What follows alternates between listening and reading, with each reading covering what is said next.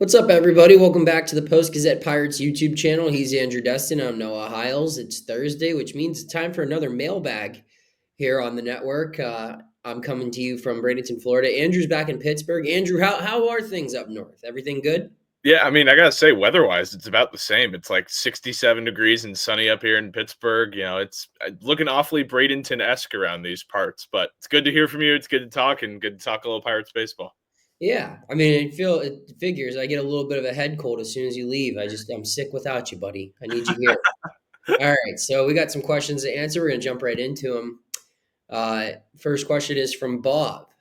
Has there been any talk of going to a six-man rotation they could work one of the young arms in? I think that's a really good question. Andrew, I'll let you start. Yeah, I mean, nothing at the moment, right? Like, it doesn't seem like that's something that the Pirates really want to embrace. We saw it a little bit last year, and it lasted all of, 2 weeks in mid-May when they had Quinn Priester in the fold. I don't know. I look at it as you could do a six-man rotation, but think about the negative side effects of how that impacts other guys in the rotation. That throws some of your veterans off their schedule of what they like to be operating under a five-man. Sure, maybe it incorporates some younger guys a little bit easier, but I don't really think that's something the Pirates are particularly willing to embrace, and I don't think it's something that Derek Shelton likes. I think he wants a full bullpen at his disposal, and going to a six-man, that really limits his options, at least on paper. Over a three-game series, over a 162-game season, it limits your options a bit. Yeah, I think there could be a time at this year where they go to it. I don't think they're going to start the year with it. I think they're really happy with having five established big league starters. Mhm. I mean it's kind of a rarity in baseball now to have five guys that you feel comfortable who can get you at least five innings pretty much every time they pitch. So they're going to ride that wave. I do think that they're going to try to get guys rest days. If they have an opportunity to give Skeens an extra day off, not skip a start, but take advantage of an off day in a week to give him an extra day of rest. Same for Jones, same for Keller, same for everyone. They're going to do that, but that's going to be through like a bullpen game. Mhm. And I don't think that means it's a sixth-man rotation. It's just every now and then I think we might see like Caleb Ferguson start a game or Carmen Mlodzinski start a game. And I don't think there's anything wrong with that. That's a lot of teams do that. But I don't think that makes it a six-man rotation. Like I said, there's a chance we could see it at some point this year, just depending on how everything unfolds. But right now, no, I don't see it being a true possibility to start the season. Mike wants to know if we think DJ Stewart has a chance to make the opening day roster. I'll start with this one. I think he has a very good chance. And I think his chances continue to improve day by day. I mean, this guy is seemingly in the lineup every time we go to Lecom Park or we hit the road to go see them play an away game. I mean, he's playing more and more at first. That's like the biggest tell Yep. here.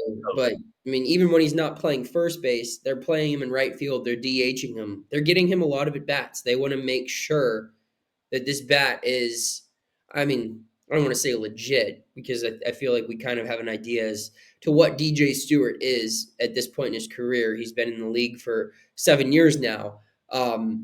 But they want to get the biggest look possible at him. And I don't know if there's been anyone who's gotten more opportunities as far as a non-roster guy, position player than him. I think he's going to make the team. What about you, Andrew? Yeah, I think I agree with all your points, just based off of, these guys aren't, as a franchise, they're not ones to particularly, hide their hand particularly well when it comes to spring training roster, choices. They're getting him in the lineup because they want to see if he can play first base. They know what they have in him on the hitting side. It's a matter of what can he do defensively. I think really the ultimate question we have to ask ourselves is it's two questions. One, how injured really is Spencer Horwitz in terms of his timeline? You've been all over it, Noah, in terms of reporting on that, of what his timeline to return to play looks like. But how long will he actually be out?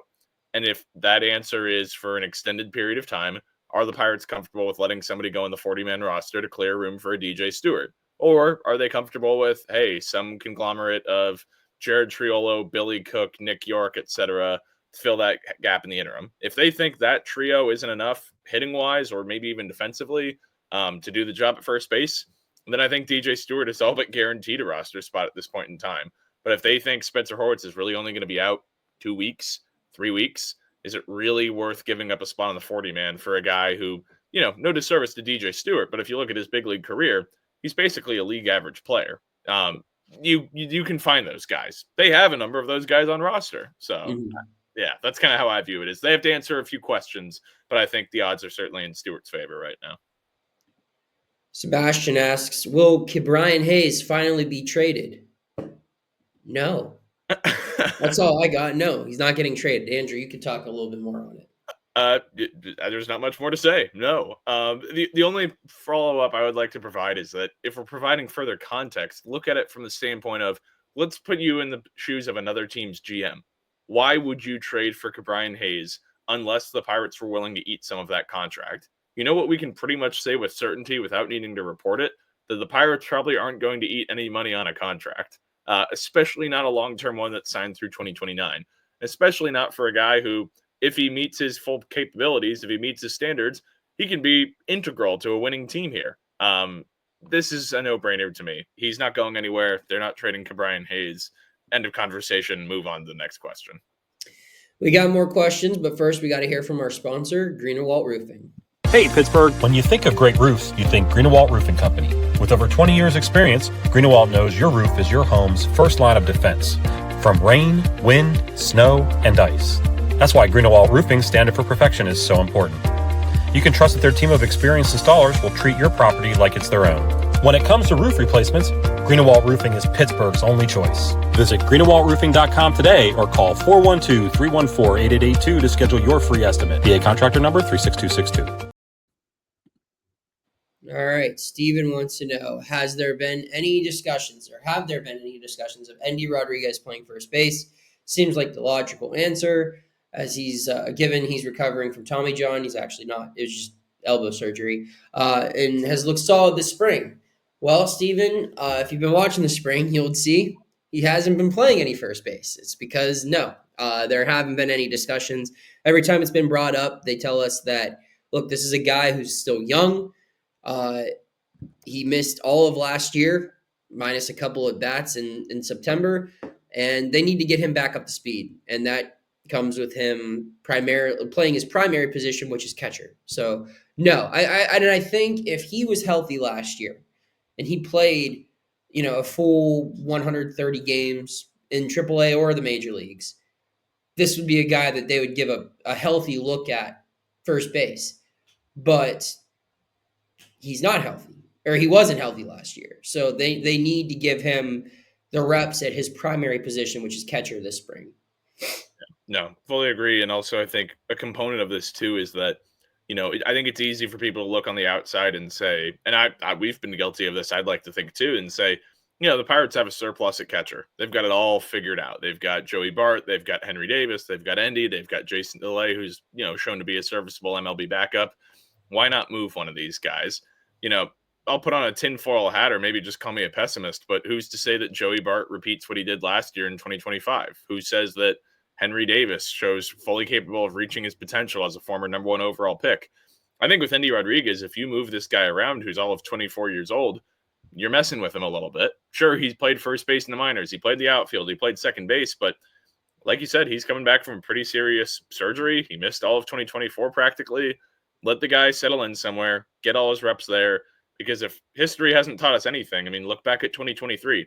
The Pirates tried having Henry Davis play right field. That didn't exactly go great for his development and his confidence. So if they've learned anything about how they handle their catchers, maybe err on the side of caution in terms of moving guys off position.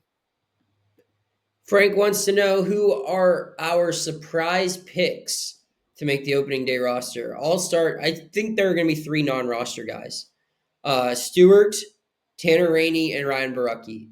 I don't know if those would be surprises. I think the bigger surprise would be maybe like guys who are left out. Because I'm looking at this bullpen right now, Andrew, and if you think Lawrence is going to make it onto the team, and you think that 2 non-roster guys are going to make it onto the team, I'm wondering who's not going to make it. Maybe a guy like Carmen Mlodzinski starts the year in AAA simply because he has options. I don't know, but those would be my surprises. It would be Borucki, Rainey, and DJ Stewart. Yeah, I'm with you in lockstep on a number of those guys. I think the only one I'm a little bit hesitant on is Borucki, and I say that just because my surprise pick would be Joey Wentz. Okay. Which maybe isn't necessarily a surprise because he's on the 40-man and he was on the roster last year. But I'm kind of with you that I've spent the whole time being like, Ryan Borucki looked really good. He's healthy. He was so good in 2023. It's really easy to discredit and kind of forget about that. Like, Joey Wentz was really effective for them down the stretch last year. He's a guy with tons of pedigree. He really hasn't operated in a bullpen role before, previously in the big leagues. It was primarily as a starter because that's what everybody thought his future was. If Joey Wentz, what he showed as a Pirate the last couple of months of last year holds true, he could be a really effective long man lefty the way that Caleb Ferguson is, but younger, cheaper, more cost effective. I don't think you let guys like that go easily. And if Ryan Borucki makes your team and you've already got Caleb Ferguson and Tim Mayza signed to contracts, I don't know. That means Wentz would be an odd man out. So I have to think that they're going to find a way to keep Joey Wentz on this roster. Maybe not necessarily the sexiest pick, but I think he's a guy. And then on the position player side, I'll say that Billy Cook. I just think that he certainly hitting, there are a lot of question marks about him, but you need some plus defenders. He can absolutely do that in the outfield. I think he's capable of doing that at first base. He's just a good defender. Like, I don't know about you, like from conversations with him, like I'm just rooting for the guy. I'll candidly admit that as a beat reporter. Like, I think this is somebody that if you want positive energy, if you want a guy who's going to go out there and light it out all on the line for your team, Billy Cook's that kind of guy. I think he kind of overcomes the odds as a super utility guy and makes this club. He is a very friendly guy. Yeah. He's fun to talk to. Both of the young guys they got at the deadline, him and Nick York, both a lot of positivity in their different ways. Bonus questions here. First one comes from Rick. If IKF is the everyday shortstop, who will be his primary backup? I think right now I would say Triolo, right? Just because he's going to be the primary backup at second, short, and third. And I think Nick Gonzalez can also play short, and maybe Adam Frazier behind them is like a fourth line of defense. Yeah. It's tough because like I think Triolo is probably the most capable defender of the bunch, but he also has the least amount of time at shortstop in his baseball life. So I lean towards maybe Nick Gonzalez being the backup there more so over Triolo. But on the same token, I would rather have Triolo at short and just keep Nick Gonzalez at second and keep life easy on him. I agree. So I don't know. I mean, I think those are your two candidates. You're probably right. It is probably Triolo, but it's a tough question because I think Nick Gonzalez is more comfortable there right now. But the long-term possibilities with Triolo, I think he's much more capable of a defender at short. I think Piguero's in there too. I think that he's going to start the year at AAA though. Like the only way I see him being like a backup option is if IKF were to be unavailable for a significant period of time. That would give Peggy a call to the show because they're going to need someone who's a true everyday shortstop to at least split time with one of those guys that we mentioned. Last question comes from Steve. Is Jack Suwinski going to make the team at this rate? I think so. I mean, he's been one of their best hitters this spring. So, yeah, I think he's going to. Andrew? Yeah, agreed. He's right there. I mean, and also just in terms of, like, he provides something different than the rest of the outfield group. Like, obviously, O'Neal Cruz is in his own category, but as much as I like Joshua Palacios, as much as I like guys like DJ Stewart, I think that Suwinski's potential and what he could do in a platoon scenario with Tommy Pham at some point down the line, like that's much more appealing than keeping somebody like Palacios on the roster, who Suwinski looks really good. That certainly doesn't hurt his cause right now. Yeah. And I mean, at some point, you've just got to let him play. Yeah. And they sent him down to work on things for pretty much the entire second half last year. At some point, you've got to say, hey, you're either a big leaguer or you're not. And he looks like a big leaguer right now. So he's Andrew Destin. I'm Noah Hiles. You can check out all of our work at post-gazette.com. Subscribe to this YouTube channel at PG Pirates. We'll have more Pirates-related content here every day throughout spring training and the regular season.